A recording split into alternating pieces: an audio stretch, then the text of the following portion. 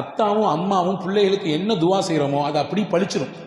எனவே நல்ல துவாக்கள் செய்யணும். ராசா நீ நல்ல புள்ள, நீ உயர்ந்த புள்ள, அல்லாஹ் உன்னை இப்படி இப்படிலாம் ஆக்குவான், நீ பெரிய பெரிய ஆளாகணும் அப்படின்னு சொல்லி துவா செய்யணும். நீ உருப்புறியா, நீ உருப்புற மாதிரியே தெரிஞ்ச உன் முகத்தை பார்த்தா நீலாம் உருப்ப மாட்டேயா, நீ இப்படிதான் அம்பா போயிடுவேன் அப்படின்னு சொல்லி ஒரு விதமாக அவனை தாழ்வு மனப்பான்மைக்கு ஏற்படுத்தக்கூடிய ரீதியில் பேசவே கூடாது.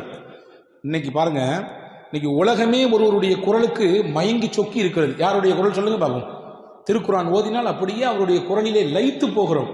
மக்காவினுடைய தலைமை இமாம் ஷேக் அப்துல் ரஹ்மான் அசுதைஸ் இன்னைக்கு கூட மக்கால இன்னைக்கு கரண்ட்ல தொழு வச்சுட்டு இருக்காரு தராவி.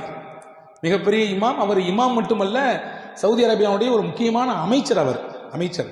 ஹரமினுடைய எக்ஸ்டென்ஷன் இருக்கு இல்லையா, ஹரம் விரிவாக்கம் பண்றாங்க, அந்த விரிவாக்க பணியினுடைய குழுவின் தலைவர் அவர்.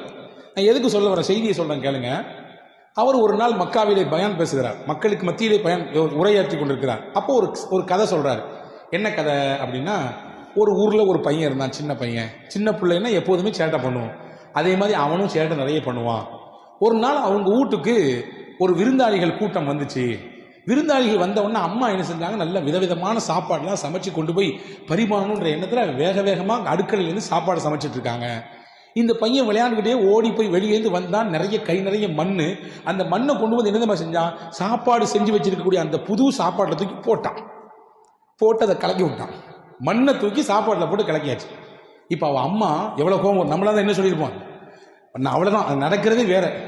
அவள் அம்மா சொல்லிச்சான், அல்லாஹ் உன்னை மக்காவினுடைய ஹரமுக்கு இமாமாக ஆக்கட்டும் அப்படின்னு சொல்லிச்சான். ஓடி அப்படி ஹரமுடைய இமாமா உன்னை ஆக்கட்டும், ஓடுறான் அப்படின்னு. இந்த செய்தியை சொல்லிட்டு இமாம் அப்படியே தேம்பி தேம்பி அழுகுறாங்க. யாரு? சுதேசி இமாம். அன்பர்களே, நான் உங்களுக்கு ஒரு கதை சொன்னேன். அந்த கதையிலே வந்த சிறுவன் மண்ணை அள்ளி சாப்பாட்டில் போட்டானே, அந்த சிறுவன் வேற யாரும் இல்லை, நான் தான் என்றான். நான் தான் தூக்கி போட்டேன். எங்க அம்மா தான் சொன்னாங்க, நீ மக்காவுடைய ஹரமினுடைய இமாமா உண்டு.